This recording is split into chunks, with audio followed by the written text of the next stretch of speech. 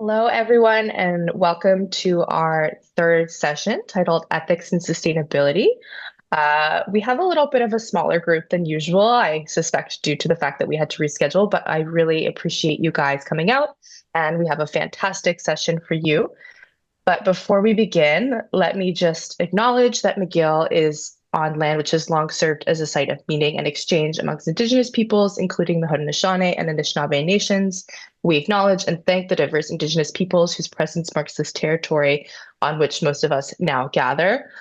So as you may know, today's session is the third of five, and we will be touching on topics of ethics in relation to sustainability. As you know, these sessions are recorded so that those who are not able to attend in real time may still have access to the program's content. If you'd like to respond to a question or contribute to the discussion in any way, please raise your virtual hand and unmute yourself when called upon. And of course, if you're not comfortable asking a question out loud for whichever reason, please send me a message using the chat and I will be happy to ask on your behalf. Now, without further ado, I am pleased to present this evening's speaker, Sanjith Gopalakrishnan. Sanjith is an assistant professor of operations management, and he's the director of McGill Sustainable Growth Initiative. Sanjith, over to you. Thank you very much, Aileen. Thank you, everyone, for being here this evening. So today's session is on ethics and sustainability in the workplace. And the way I've structured this is to essentially go with three parts. The first part would be the why. Why are companies aiming to be sustainable? Then we will look at the what, across what dimensions do firms care about being sustainable on? And finally, the third part is the how, right? How can firms go about operationalizing their sustainability strategies? But before we get there, the first step is to clarify what we mean by sustainability. Typically, people tend to assume by sustainability, what we think about is the environment. So is sustainability environmental? Yes, but it's not exclusively environmental, right? So this gets to the basic sort of concept of the triple bottom line, or you can think of various other frameworks to view the same issue. But broadly speaking, a firm is said to be sustainable when it addresses all three pillars. The first is the economic pillar, right? A firm needs to be viable in order to be sustainable, in order to simply exist. Then you have the environment, the natural environment, and how the firm relates with the environment in terms of its activities and operations. And the third is the society or the social dimension. Now, the social dimension can be the consumers. How fair are you in terms of pricing your products? How responsible are you as a company in terms of the products that you're providing your consumers? So the social dimension can also include, and often does include, the workers in your organization, right? And also the broader communities that interact with you and interact with your operations. So now that that's out of the way, the second question that often pops up is sustainability internal to the organization, right? By that, what I mean is you look at these three dimensions, the economic dimension, the environmental dimension, and the social dimension. Do you only care about the impacts of your firm across these three dimensions, or is there a broader idea of what we mean by the sustainability footprint of a firm, right? And some classic examples that bring us to think that we need to care about the footprints of your organization in a broader perspective or a more holistic perspective. The first would be the Rana Plaza tragedy, right? Which a few of you might have heard about. Back in the early 2010s, I believe it was in 2012 or 2013, Rana Plaza is a factory in Bangladesh, which produces garments and supplies to various name brands, including Banana Republic. Again, I don't want to name companies without being 100% sure, but it essentially was a producer of garments to several major brands in let's say North American countries and Europe, right? And this factory essentially was failed to have some certain safety standards in place, and eventually collapsed, leading to the tragic deaths of more than 1,000 workers. Now, when you look at the Rana Plaza tragedy, the first question is, well, even if, let's pick a brand, let's say H&M, right? Even if H&M tries to be sustainable in its own internal operations, treats its own workers well, it treats its customers well, and its environmental footprint, it tries to bring down the consumption of energy in its stores and so on and so forth. you still maybe have to care about the fact that H&M's supply chain is also then a question of whether it's being sustainable in the impacts that its supply chain imposes on the natural environment and the social environment. Similarly, you have the melamine pet food recall, where pet food sold to consumers was contaminated and it led to kidney diseases and death of several pets in North America. Now, once again, the problem didn't directly arise from the operations of the company that was ultimately selling the pet food to the consumers, but the problem was embedded in the supply chain.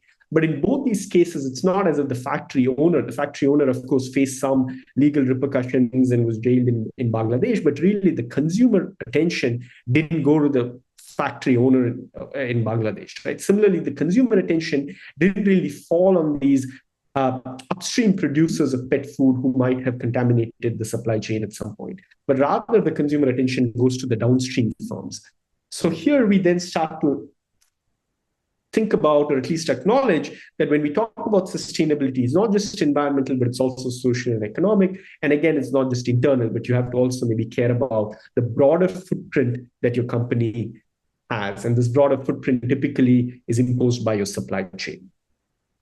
Now, when you think of, again, before we get into operationalizing this discussion, it helps to think about this distinction between strategy and operation. Now, again, those of you who are in the industry might be very familiar with this distinction, but it still bears repetition.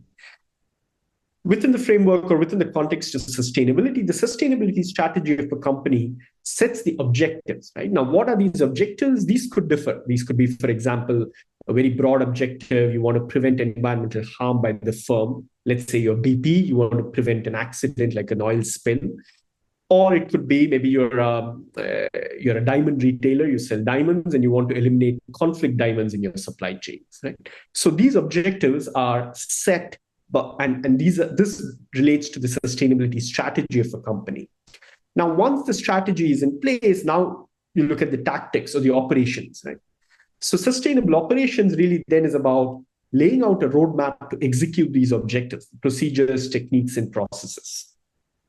Now, why this distinction is important to clarify in your minds is because oftentimes you see a confusion where a company sits about trying to develop a sustainability strategy, but most of the conversation is at the level of operations, right? They say, well, in order to be sustainable, we got to audit our suppliers. Well, that's good. You do need to maybe audit your suppliers more carefully, but that's really an operational step, right? So what are you trying to achieve with your strategy that can then translate or that can then be achieved by the various procedures, techniques, and processes? So it's just a useful way to frame the conversation around a firm developing a sustainability approach. Right? Naturally, however, there's a lot of interplay between the two. You cannot set the objectives or you cannot set the strategy without an eye towards the execution. And again, in order to execute something, you do need to know what the broader objective or the broader strategy is. So now let's get to the sort of first important question, is the why. Right? So why should organizations care about being sustainable? Or framed slightly differently, let's ask ourselves which organizations should or in practice actually do care about being sustainable? What are the various reasons that are out there for why a company or an organization desires to be sustainable? And before we look at some examples, once again, here it helps to at least allude to this debate, this long-standing debate between the shareholder perspective and the stakeholder perspective. Now, if you look at the shareholder perspective, which is the dominant way a business is managed, it essentially tells you that the purpose of a business is to maximize returns for the shareholders. Now, the shareholder perspective is highly dominant simply because it gives you an easy operationalizable strategy that can then dictate the management of the company. So if you're a company executive, you ask yourself, well, what is the guiding framework that allows me to take a decision for the problem at hand? And the shareholder perspective says, well, your guiding principle should be to take the decision that's going to maximize shareholder returns to shareholders.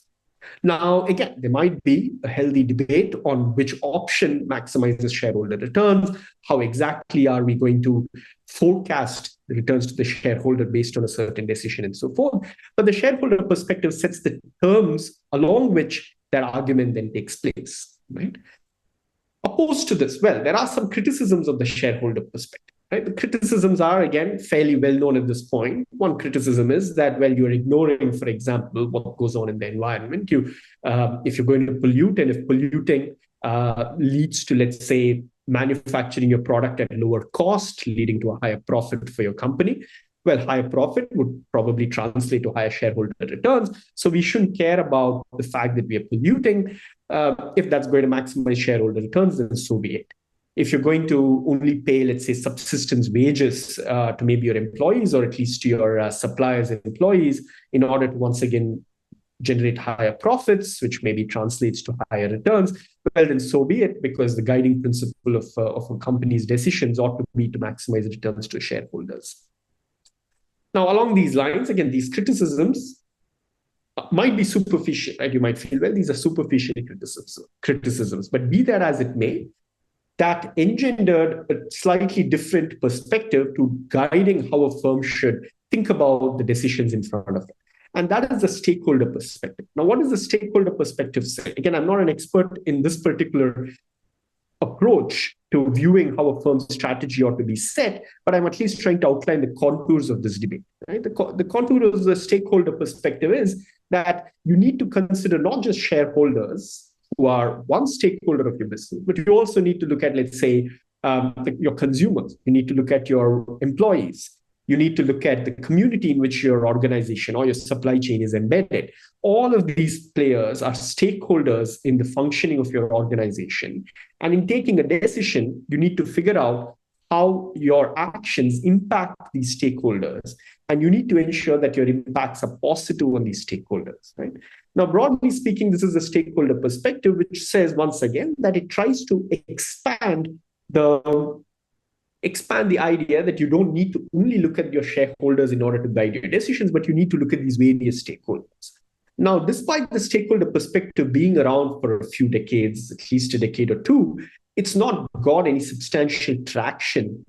And the reason for that is actually quite obvious, right? The reason for that is that the stakeholder perspective, it's good to the extent that it tries to address what it posits as a fundamental criticism of the shareholder perspective. But on the other hand, by enlarging the set of players whom you ought to care about as a business, you don't have an operationalizable perspective to this, right? So if you're faced with a decision, it's easier to at least argue whether option A or option B is going to lead to higher returns to your shareholders. But faced with two options, option A versus option B, how are you going to argue who are the stakeholders you ought to care about? What's the objective that you're trying to maximize in making a decision between option A and option B? So the stakeholder perspective lends itself fairly poorly to an operationalizable strategy to coming up with a decision, right? And this explains to a large extent why the stakeholder perspective has not got traction. It's appealing in theory, but in practice and in reality, it's hard to essentially operationalize it. Because at some level, we all could be stakeholders to every business that's out there. So I use an Apple computer. So let's say, am I a stakeholder? To the extent that I'm a consumer, maybe I'm a stakeholder. But to the extent that maybe I live near an Apple store, then do I become a stakeholder? So there's no end to this debate. Now, be that as it may, however, then setting aside the fact that, well, the stakeholder perspective is not really caught on because it's not operationalizable, now let's look at some examples, right? Like, why are firms in practice out there then even caring about the environment? Like, why do they care about the environment if maybe it comes at the cost of shareholder returns? Well, there are a few classic sort of reasons, right? The first reason is high brand exposure, right? The bigger the brand, the higher the public goodwill. And the higher the public goodwill or the bigger the brand, the greater the fall is if bad incidents come to light, right?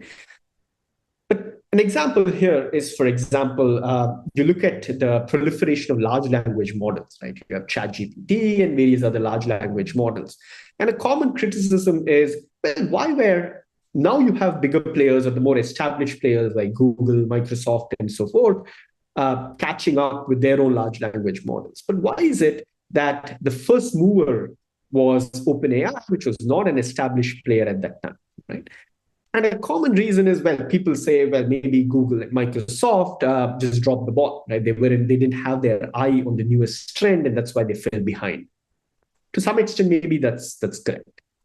But another compelling reason is that, well, Google and Microsoft have much more to lose, right? So imagine if they come out with if let's say Google had come out with a large language model like a ChatGPT in 2019 or 2020 or 2021 before OpenAI did, and let's say this language model they release it to the public, and it spits out, let's say, inflammatory statements and so forth. Right now, a company like Google has much more brand will to lose, right? It has some amount of goodwill amongst the consumers and amongst the public, and bigger the brand, if bad incidents come to light, you're much more to lose.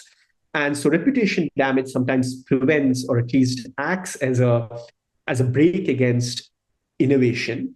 And similarly, reputation damage can also then act as a brake against polluting the environment or being a bad player in general towards your environmental and social responsibilities. But that being said, I do want to sort of caution the extent to which this is a major driver. For that, let me recall the Rana Plaza case that I talked about at the very beginning, right? So you had a fairly tragic incident, right? You had an incident where there were thousands of people lost their lives. And as far as bad supply chain incidents go, it's hard to get worse, right? But now think about, I teach this case every other year, and even I'm not able to exactly recall what were the end brands, what were the consumer-facing brands that were sourcing from this factory, right?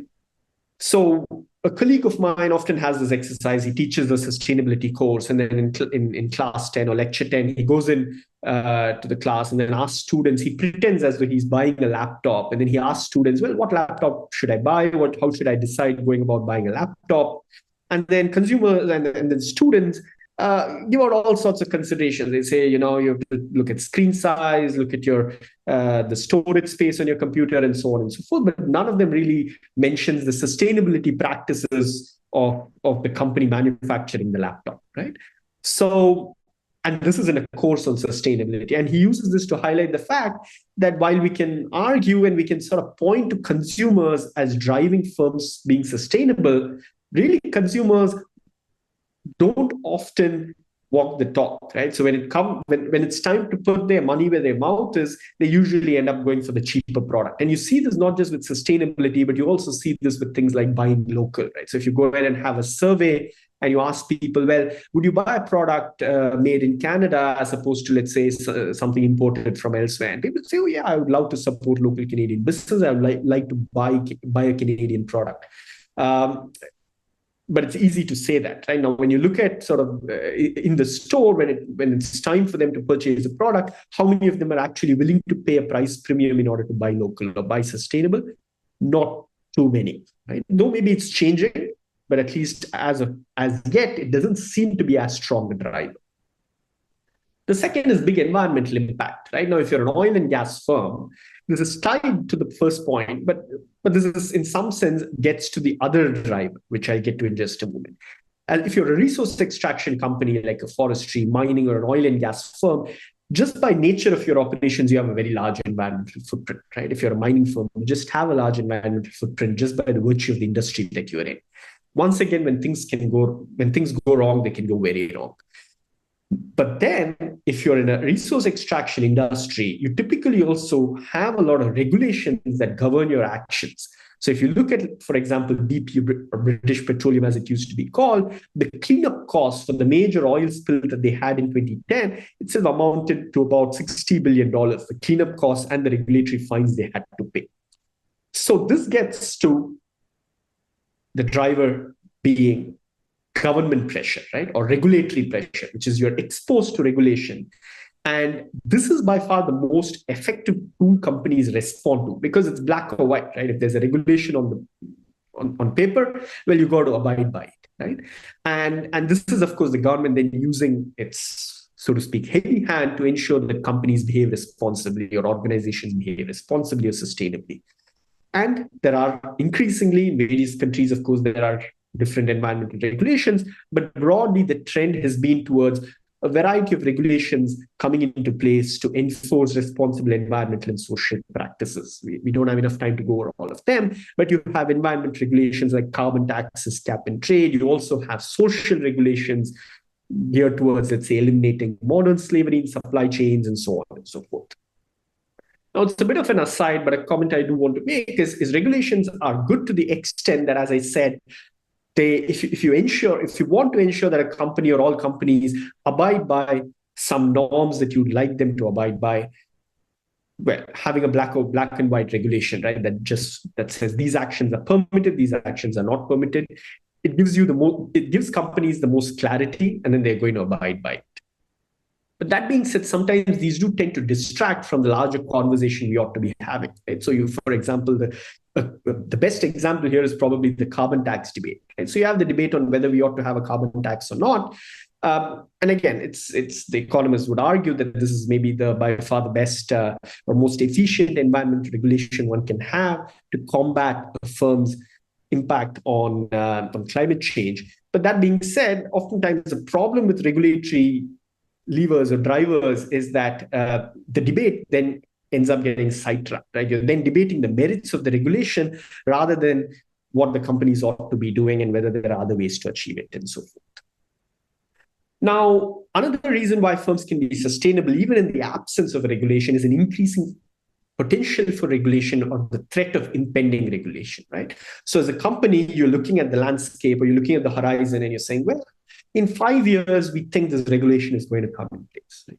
So then you want to be ahead of the curve. And so you go ahead and make these changes in your operations regardless, right? You don't wait for the regulation. You want to get ahead of the regulation. Now, once you get ahead of the regulation, this starts off what you can think of as a virtuous cycle, right? And again, a classic example here is back in Trump 1.0, during the first Trump administration down south in the United States. You had Trump wanting to roll back an Obama-era regulation on mandating how polluting vehicles could be. And you had a lot of automakers, in fact, come in and say, well, we would, in fact, prefer it if you didn't roll back the regulation. Now, why is this? Well, think of yourself as a leader, right? Think of yourself as a company that's leading the space. You've foreseen that regulations might come in place 5-10 years down the line. You made the changes. So that's an additional cost of doing business, but now you're fairly confident that you have a competitive advantage over your competitors. So then, so you might have lobbied against regulations when you were unprepared or when you didn't have that competitive advantage. But now that you have the competitive advantage, it is in your interest to have the regulation in place to ensure that you retain the advantage over your competitors. So sometimes you don't need to have a regulation. Even increasing potential of an impending regulation would force companies to be ahead of the curve, and that's the reason why companies wish to be sustainable. Also, along these lines, you sometimes therefore see companies argue that companies don't like regulations, but what they don't like more than regulations are regulatory uncertainty, right? So the fact that there's uncertainty in whether a regulation is going to be in place or not is often more of a deal breaker than the fact that, well, okay, there's a new regulation that you have to abide by. So now we have looked at broadly two drivers, right? The first was to some extent driven by consumers, worries about your brand image and so forth. The second driver is a regulatory driver, right? Or the government being a driver of sustainability within an organization or a firm. The third is something you also notice in practice is you talk about young people, for example, don't want to work at oil companies or more broadly, maybe it's what are termed as sin companies, right? So tight labor markets, when you have tight labor markets, workers tend to have a greater say in their preference for employment. And there's some anecdotal evidence that sustainability does end up playing a role in workers choosing their place of employment.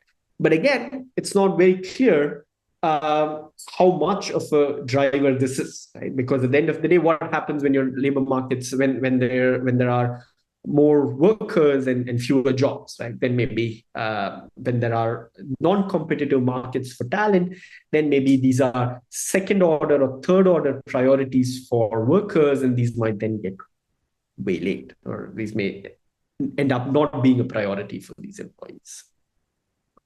So that means we've talked about three drivers or three pressures that firms face in order to be sustainable, right? There's a regulatory pressure, there's a consumer pressure, and the employee pressure. But in fact, if you talk to people out there in the industry, in the ESG space and so forth, in the sustainability space, they would argue that yes, the regulatory pressure certainly plays a huge role because you've got to abide by it. It's 0 or 1, it's black or white. But the other two play a far less important role than investor pressure. Right? This gets to the next part of today is what is the role that investors are playing in driving firms to be sustainable? And in order to answer this question, we need to first distinguish between sustainability as it used to be and sustainability as it is today.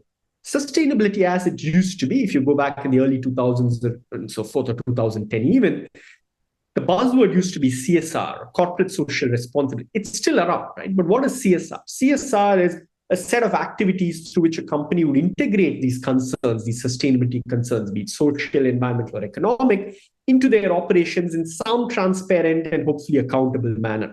So, for example, if I'm a company that sells shoes, I might say, well, for every shoe that my consumers buy, I might donate a shoe to some school in Africa, for example, right? Now that's not, it's tangential to what my company does. It's so I'm integrating an environmental or a social concern here.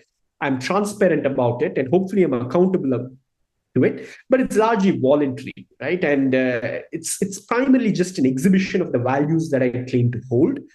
And therefore, the scope of CSR is very broad, right? It doesn't have to be donating a shoe to Africa. I could instead plant a tree in South America, right? It's something that people may associate my company with and think my company is doing something better than my competitors. So it's largely voluntary. The scope is broad. Firms, therefore, have a lot of latitude in the type and nature of activities to pursue. ESG, on the other hand, is related, but rather it's data oriented. So there's a lot more accountability. And the primary target audience for ESG or environmental social governance activities is investors, right? So now put yourselves in the shoes of an investor and ask yourself, why would you care about a company that you're investing in being sustainable? Right? If anything, you might argue that being sustainable or investing in ESG is a cost, which then minimizes the returns that I, as an investor, I, as a shareholder, might obtain from this company. Right? So then, why, as an investor, might you care about ESG? Well, the reason here is something referred to as materiality, right? Which is you're looking at not solely the impacts of a business on the environment, on the operating environment, the environment of society, but rather you're also cognizant about the impacts of environment and society on the firm. So you're asking yourself, rather than CSR, where CSR was just an exhibition of corporate values, it's voluntary, you don't really lose anything if you don't do it, other than maybe the warm glow that's associated with your company. On the other hand, here you're taking a risk-based perspective, right? You're arguing, well, the environment and society more broadly might impose a risk on the firm if the firm is not taking care of what these effects are or what the impacts of the operating environment are on the business. So therefore, then ESG reporting becomes necessarily more data oriented and may even be a compliance requirement. That means it might not necessarily be voluntary in many places.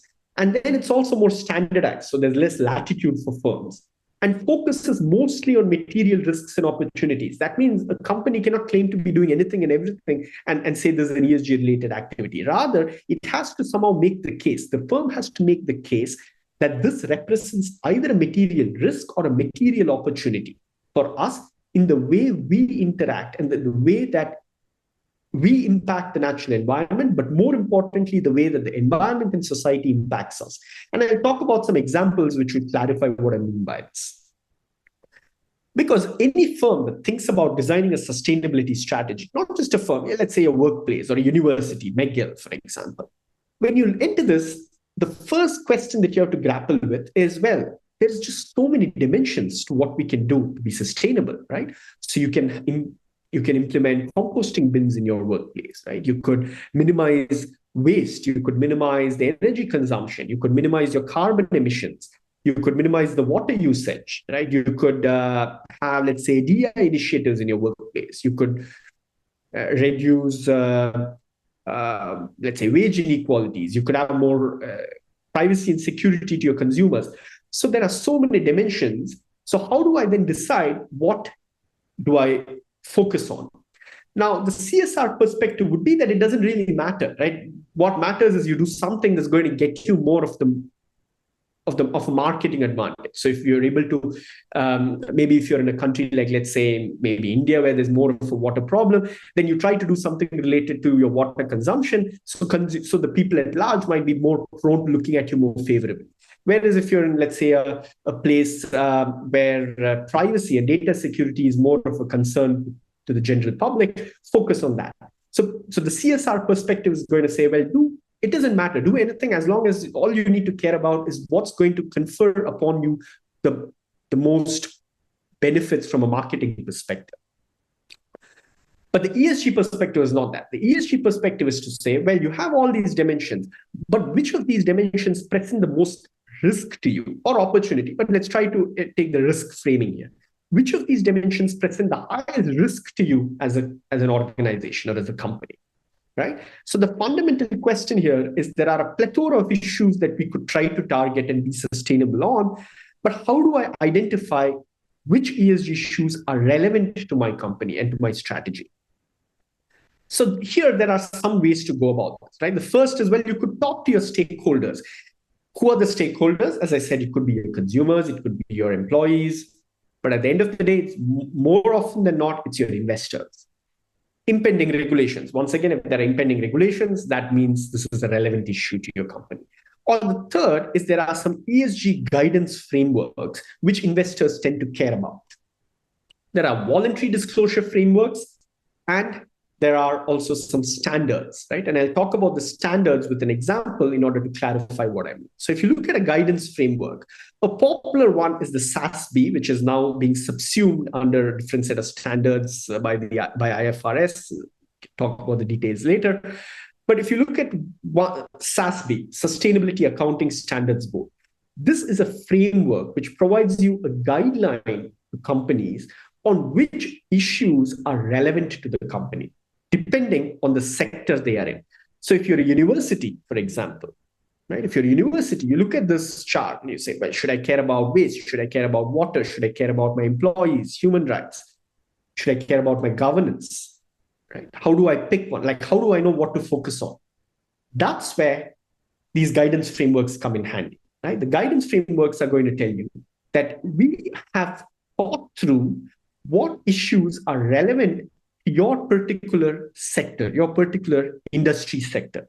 And by relevant, what they mean is material relevance. Which of these issues present a material risk to the operations and finances of your particular organization? Now, to contrast what I mean by this, let's look at two guidance frameworks that I have here. One is the SASB. The other, on the other extreme, is the UN SDGs, which you're probably all familiar with, the UN Sustainable Development Goals. What are the UN Sustainable Development Goals? Well, there are 17 of them, right? So you have, this is broadly speaking what the United Nations thinks are general objectives for the world to strive towards, right? We ought to strive towards low poverty, zero hunger, better health, better well-being, quality education, and so on and so forth. And as an organization, let's say as a university or as a company, you can try to look at these UN Sustainable Development Goals, these 17 of them, and ask yourself, well, what can I then do across these several ESG dimensions? What can I do in order to be aligned towards these 17 Sustainable Development Goals, or at least a subset of these 17 Sustainable Development Goals? But the problem with the UN SDGs is, if you're being honest about it, no matter what you do, it's going to be relatively easy for you to align yourself with some of these Sustainable Development Goals, right? So let's look at McGill's own sustainability report from 2021-2022. And this is actually a useful example to look at how SDGs can be aligned to the overall strategy and direction of an organization, right? To pick a specific example, under one of the subheadings, McGill has research and education, right? So McGill is a research university. So primary output or a product of the university is, in fact, the research that its faculty members carries out. So it's natural then to look at what McGill does under this dimension or under this heading and see how are we contributing towards the 17 SDGs. And to no one's surprise, you look at most of what goes on in McGill, and it's going to be fairly easy to say, well, you're definitely going to have some people working on pretty much all of these issues, right? So if you look at good health and well-being, well, McGill has a faculty of medicine, and arguably that's kind of what they do, right? They're trying to improve the health and well-being of people. McGill has a faculty of management in which I belong. Well, what do? Well, we probably work towards 8 and 9, right? Industry, innovation, infrastructure, decent work and economic growth. We have departments in engineering who are working on water, who are working on energy systems. The university teaches students, so we're trying to provide quality education and so on and so forth.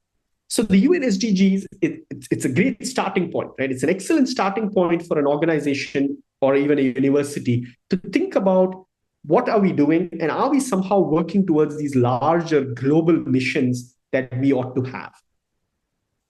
But that's great. But that, in my opinion, does not go all the way, right? Because what it misses is it tends to miss the fact that, well, you're not thinking about, at least for a company, maybe it's less important for a university, but it's more important for a company where the risks are emanating from, right? So then as an organization, once again, to pick the example of McGill, let's look on the other extreme, right? Let's look at SASB, which is primarily investor focused. UN SDGs, investors don't particularly care too much about a company reporting its activities along the UN SDGs. But on the other extreme, you have something way more standardized, right? Which is the Sustainability Accounting Standards Board. And if you look at what the SASB standards suggest, or what the SASB guidelines are for universities, you see that they have a very narrow set of dimensions along which they expect the university to report and by extension improve upon. Right? So if you look at a university, they say, well, there are largely, let's say in table 1, there are 3 topics that you ought to care about. You ought to care about data security. You ought to care about quality of education and gainful employment. You ought to care about marketing and recruiting practices. Now you look at these 3, and in fact, I would argue that this has been in some sense prescient, because if you look at the fact, ask yourself this question, right? If tomorrow McGill is in the news for something bad that's going on at McGill, right? We have done something bad, it's an incident that's negative, and it's in the news. Which of these dimensions is likely going to be the reason why we are in the news, right? It's more likely going to be from the fact that maybe we are not delivering on our promises in terms of the education that we provide. Maybe we charge too much tuition fee, and maybe the value that we provide to our students is not as high, right? Maybe our job placement rate is low. Maybe our on-time completion rate is low. Or maybe we took in a lot of personal details from students who are, or their parents or whoever paying the fees, and then all of this data has been leaked. Or maybe we have a lot of research data, let's say medical research data, which is highly confidential and private, and this data ends up getting compromised and is now available, let's say, on the dark web, right? So these are more likely going to be the reasons why your university ends up getting a bad rep. It's not going to be because, there was a water leakage in McGill and liters of water was wasted, or it's not going to be because our heating systems are very inefficient and so we consume more energy than peer institutions. Those are relevant to the extent that, yes, that does minimize the organization's impact on the natural environment, but really that's not where the risks are from an investor's perspective, right? Again, and in the investor perspective may not make sense for a university per se, but broadly speaking, if you're a company, this is the approach that the company is adopting or needs to adopt if it cares about investors being the major driver for change. So this answers to some extent the what, right? So what are the issues? So we looked at the why. Why does a company care about being sustainable? There are broadly 3 or 4 drivers. Now, once a company decides to be more sustainable and decides to sit down with the question, what issues should we care about which are relevant to us in order to take some steps towards? You have 2 opposing perspectives, not two opposing, two complementary perspectives. The first perspective is do whatever you want as long as in some quantifiable way you're improving the environment or you're improving society. Maybe align yourselves with SDGs and so on. The other perspective is, well, if the investors is the reason that you're moving towards ESG, you've got to do what the investors care about. And what will an investor care about? The investor will try to look at what are the sources of risk across all these issues for your organization and trying to tamp down on those risks. So if you're a university, these are the three relevant issues that the SASB guidelines, which now, as I said, are being subsumed to another standard, are going to get you to focus on: data security, customer welfare, and selling practices and product labeling. You look at the news nowadays in terms of students, international students, and universities in higher education in Canada, and you can argue that this is kind of bearing up, right? You're not seeing universities in the news because of their air quality or their emissions or energy management, but for other reasons. And so that bears out the importance of looking at this from an investor's perspective. Now, just to complete the story here, again, this is maybe not so relevant for an organization like university, but for a publicly traded company, for example. How does all this data get rolled up? Well, you put out your ESG reports, but very rarely do investors actually look at these ESG reports in any great detail. Most investors are going to be looking at the aggregators. These are very similar to your credit rating agencies like Moody's, S&P, and Fitch, who come up with the credit worthiness of a company. These are companies that are trying to put out similar standardized ratings for the ESG performance of a company. So you have MSCI, Sustainalytics, Bloomberg ESG Analysis. These are some dominant names in the sphere. These are what are known as third-party aggregators. So these are the ones who actually read these reports, maybe do some due diligence, come up with an ESG score and performance. And the funds, investors, and other financial institutions simply are going to be looking at these ESG scores, maybe also do some due diligence, maybe look into the box a bit. But for the most part, they are happy to treat this as a black box, and they rely on these third-party aggregators to give them the ranking. And this is where a lot of criticism also emanates in the ESG space. People argue that it's like a game of telephone, where if you talk to a consumer on the street, they're going to tell you that ESG means doing good to the environment. But that's typically not the case. It's rather materiality. It's how will I as a company get impacted by the environment or by society? So that's the first misconception. The second misconception is when you look at ESG funds, you think that, well, they are going to be reading these reports and so forth. But rarely is that the case. It's often the case that these ESG reports are then sort of aggregated and rolled up by these aggregators who come up with these ESG scores. So it's almost like a game of telephone where the consumer or the general layperson on the street is not really aware of how this ESG universe is operating, and there's maybe some mismatch between the perception and reality here. And I encourage you, I'm not sure, Ireland, again, I'll try to share my slides, and if possible, otherwise you can just sort of review the video and try to watch these videos on YouTube. These are from two insiders. The first is a nice interview with the VP at Travelers Insurance, who talks about, again, what I've talked about. How does the company figure out what's a relevant issue?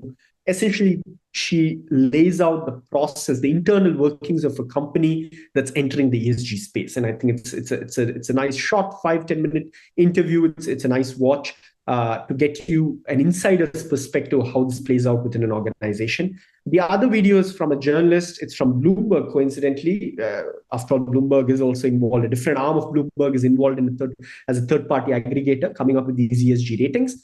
But this video is a piece of journalism which takes a critical look at ESG ratings as not being what they seem. So this gives you two, again, differing perspectives on how sustainably plays out within organizations in this ESG space. We are nearing the end of the talk. So now finally we have looked at the why, we have looked at the what. I'll conclude with the how, right? So this is the operational stage of you come up with your strategy. You decided that your firm needs to be sustainable for some reason or the other. Using, again, a CSR perspective or an ESG perspective, you decided what issues to focus on. So you answered the what, the question of the what. Now, finally, the question is, well, how are we going to do this, right? How are we going to be more sustainable? This is where the operational tools comes in. Now, I'm in the faculty or the area of operations management at the Desautels Faculty of Management. So typically, my courses on sustainable operations begin from here, right? So where I'm going to be saying, well, this is why a company cares about being sustainable. This is how they decide on the issues that they want to be sustainable on. But now let's talk about how are they going to actually be sustainable, right? Like, what's the process? But I'll sort of end with just a quick overview of some dominant tools in this space. And then those of you who are interested, I'm happy to chat with you offline or reach out at some other point and we can have a longer conversation. But some analytical tools for sustainability that are useful to know. The first is life cycle analysis.